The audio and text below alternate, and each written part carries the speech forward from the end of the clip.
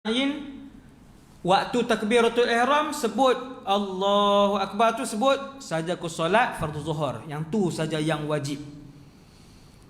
Dalam takbiratul ihram yang wajib 3 tu saja. 4 rakaat mengikut imam tunai kerana Allah, yang tu semua sunat. Kita boleh sebut selepas selesai sebut takbiratul ihram. Maksudnya macam ni. Kita nak mula semayang, kita ngadap kiblat berdiri, kita nak takbiratul ihram, iaitu menyebut Allahu Akbar. Itulah takbiratul ihram. Waktu sebut Allahu Akbar tu, dalam hati kena sebut, ni mazhab Syafi'i, no? Dalam hati kita sebut saja ku solat fardu zuhur. Pendek aja. Susah ke senang? Senang saja. Saja ku solat fardu zuhur. Tengok Allahu Akbar. Okey nah. Waktu ustaz sebut Allahu Akbar tadi, ustaz niat dalam hati. Ni contohlah, no? Allahu Akbar, selesai. Dia tak perlu sampai panjang-panjang. Cuba siapa yang ada orang Allahu Akbar, boleh ke? Boleh, tak batal, tetapi disunatkan untuk tak panjangkan takbiratul ihram. No? Sebab tu bila kita belajar, oh rupanya yang wajib 3 tu je, pendek je. Ya. Yang wajib ada dalam takbiratul ihram, saja ku solat fardu subuh, saja ku solat fardu isyak, saja ku solat fardu maghrib. Yang tu je. Maka sempat tak nak sebut saja ku solat fardu zuhur dalam Allahu Akbar? Sempat nak habis. Allahu Akbar sampai bar. No? Sempat untuk habiskan 3 perkara itu. Yang pertama qasad, kita niat nak semayang. Kita niat nak semayang. Apa maksud qasad? Qasad itu bermaksud kita memang berniat. Kita qasad untuk solat sepenuhnya, bukan solat separuh. Kalau solat separuh pun tak sah juga. Nah, kemudian kita diwajibkan, ni dalam mazhab Syafi'i, mazhab kita, no, bila di Malaysia ni orang ajak selain daripada tu, maksudnya dia tak ikut mazhab yang menjadi arus perdana di sinilah, no, mengelirukan masyarakat awam. Ni ada ni, no, mengaku mazhab Syafi'i, karang kitab tulis mazhab Syafi'i, mengajak kitab mazhab Syafi'i. Ni ada ni beberapa orang. Apa niat dia tak tahu, dan kita tahu dia beraliran lain. No, dia beraliran lain. Dia tutup guna kitab fiqh mazhab Syafi'i, tapi waktu ajak dia sebut yang ni bid'ah. Tak ada, Nabi tak, memanglah tidak diperincikan oleh Nabi benda apa nak sebut, tapi ini ijtihad para ulama. Maksudnya waktu takbiratul ihram tu, benda apa yang nak kena bubuh dalam tu? 3 benda ni. Nah, 3 benda ni. Jadi kita nasihatkan untuk sebahagian ustaz-ustaz ni yang mengguna pakai mazhab Syafi'i, yang sebenarnya bukan bermazhab Syafi'i, untuk mereka bertakwa kepada Allah Subhanahu taala dan tidak mengelirukan umat Nabi sallallahu alaihi wasallam. Jadi dalam takbiratul ihram kena ada 3 benda. Yang pertama, kena ada qasad untuk semayang. Yang kedua, kena ada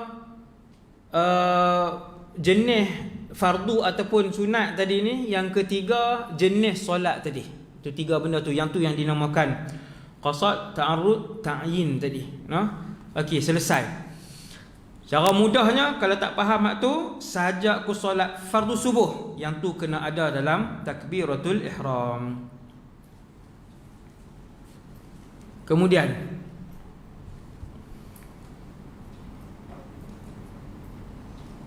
nombor 10. Kita terus ke nombor 10. Sempat insya-Allah. Tak kipas ni sikit. Wasap panas dah. Tengok yang nombor 10, lampu ni panas.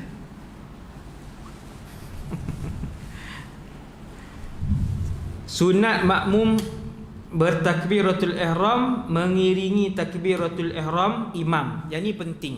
No? Walaupun hukum dia sunat. Dia tak boleh dekat, dia bunyi ni. Sunat makmum bertakbiratul ihram mengiringi takbiratul ihram imam.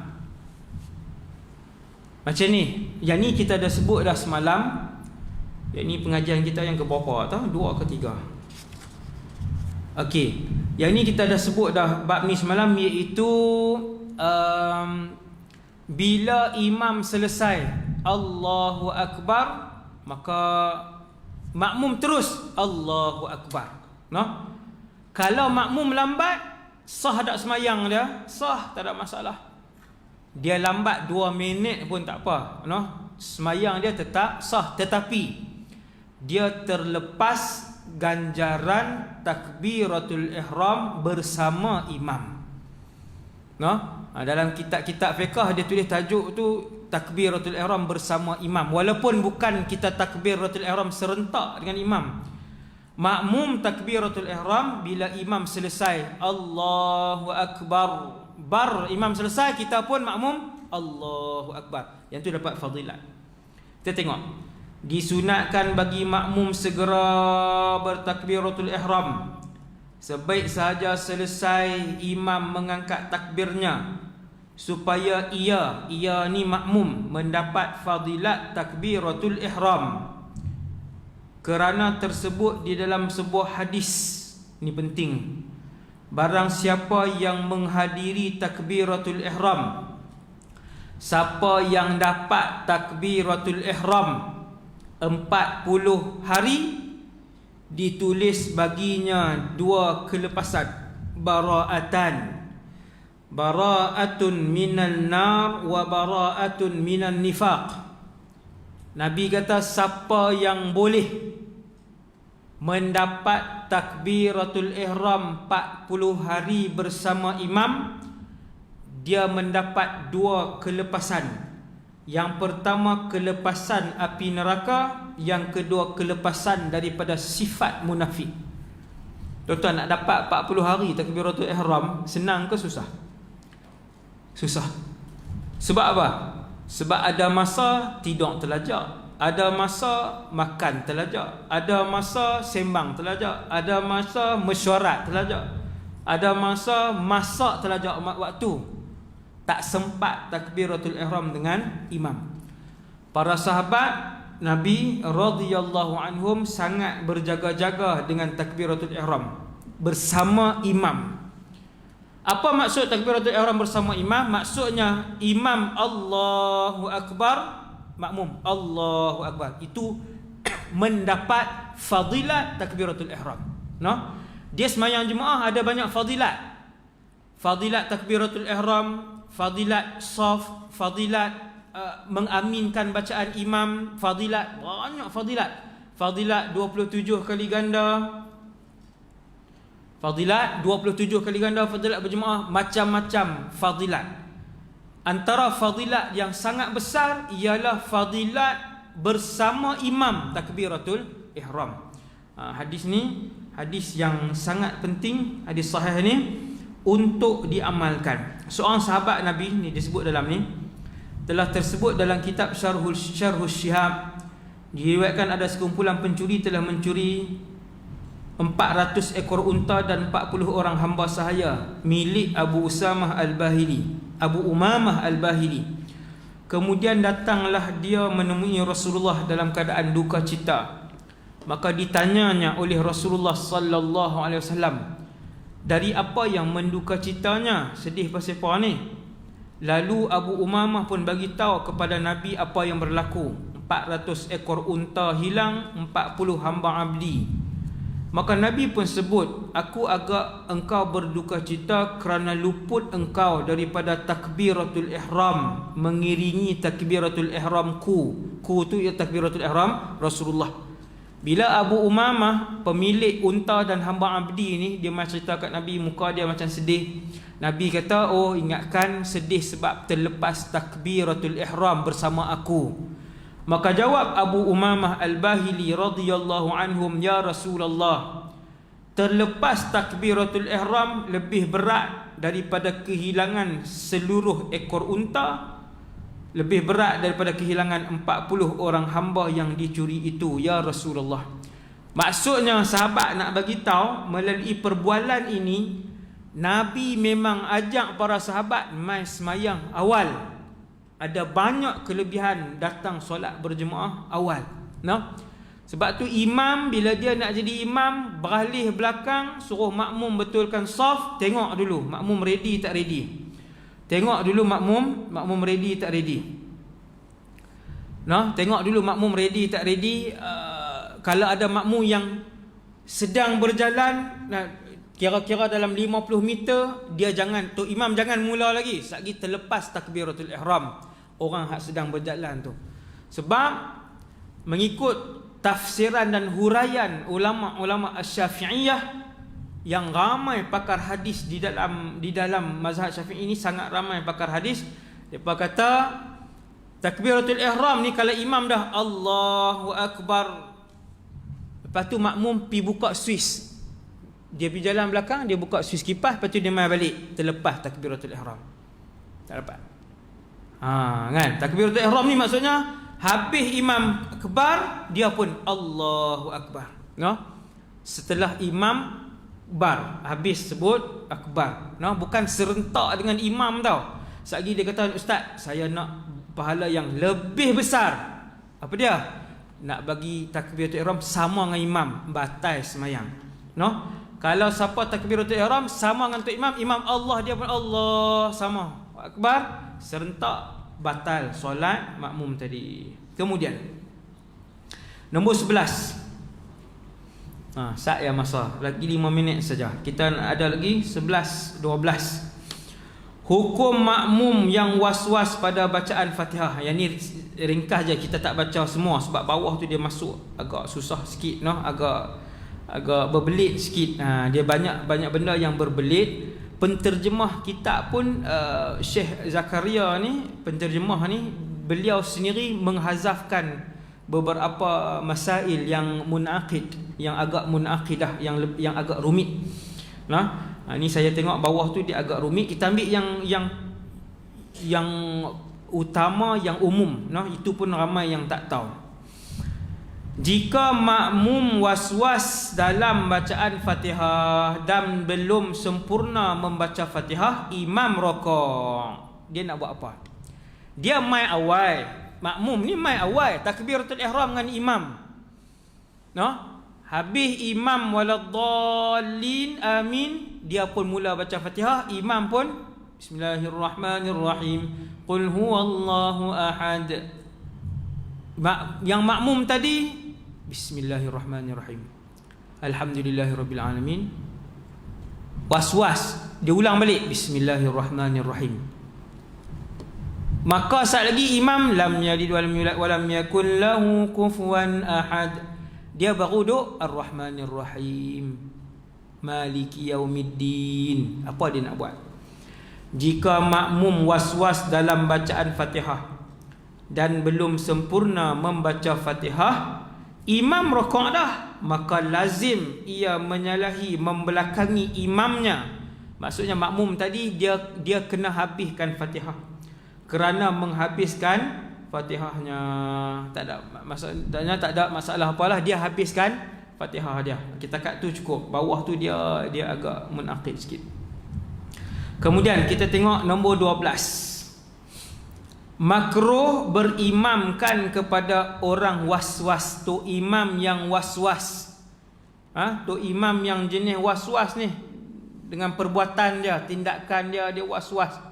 Tu imam yang was-was, makruh kita solat di belakang dia. Sah ke tidak? Sah. Sah tapi makruh. Telah berkata Syekh Abdul Futuh Al-Ijli, yang ni ulama mazhab Syafi'i, kurun ke-6, di dalam huraiannya yang mendalam atas Kitabul Wasit wal Wajiz, dia mensyarahkan kitab yang dikarang oleh Imam Ghazali, Al-Wasit wal Wajiz. Dia kata Syekh Abdul Futuh rahimahullah, makruh hukumnya semayang di belakang imam yang was-was kerana imam ini syak pada perbuatan dirinya. Sebab dia sendiri tak yakin.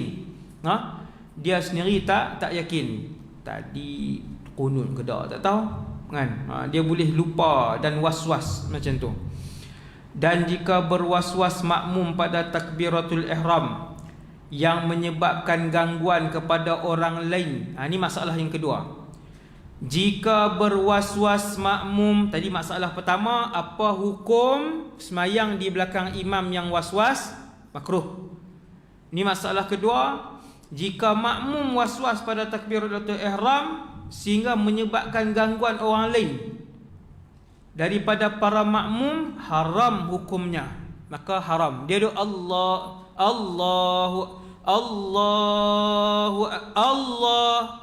dia ni jentik telinga kan. Dia duduk tepi kita dah lah kuat takbir. Orang nombor 6, saf yang sama nombor 6 pun dengar. Itu haram.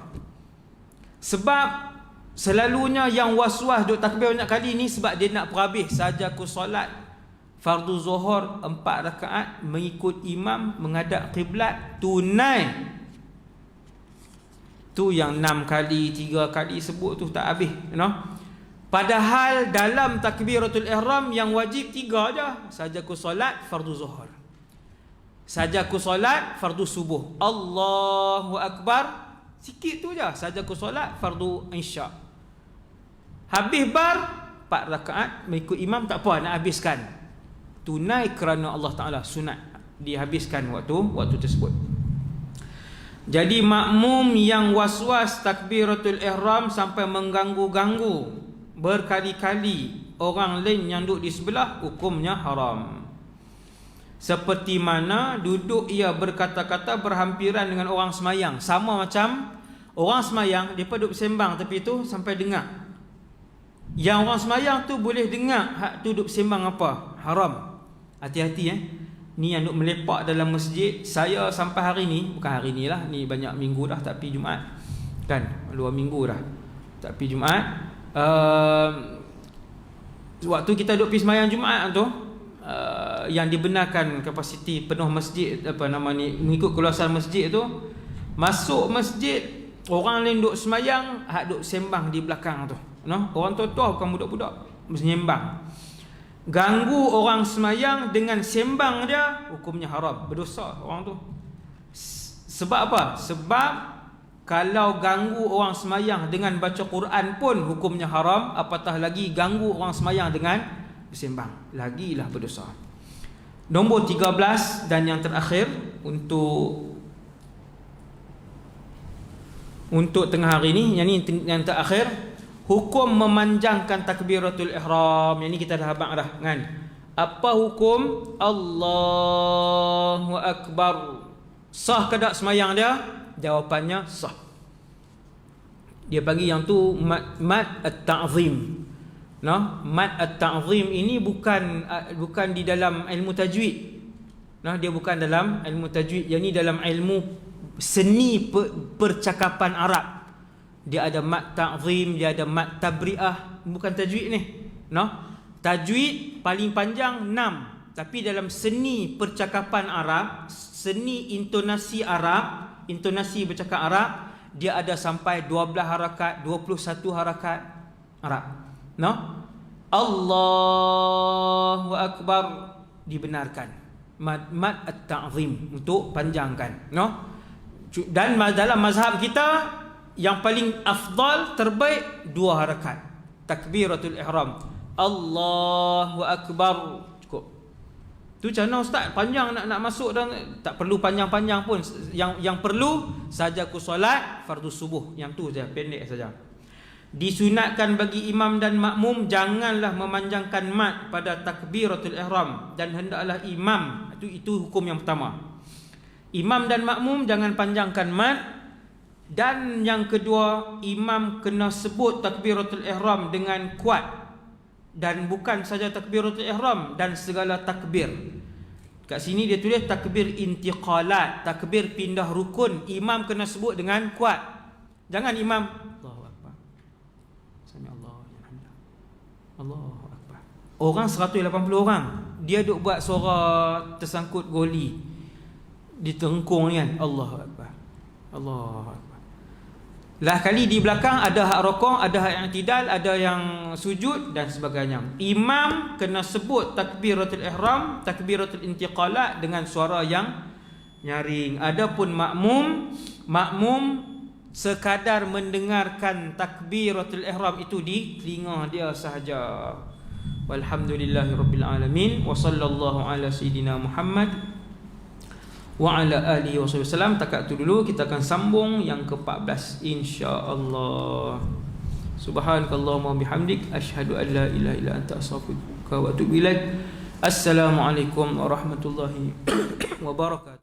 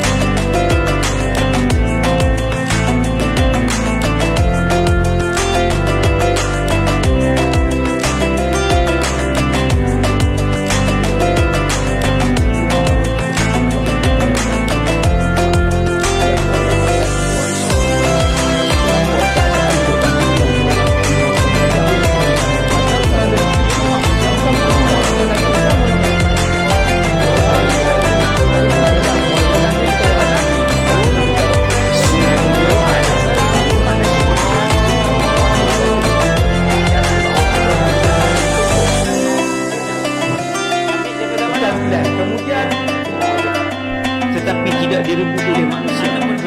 Pada hari Nabi, saya tidak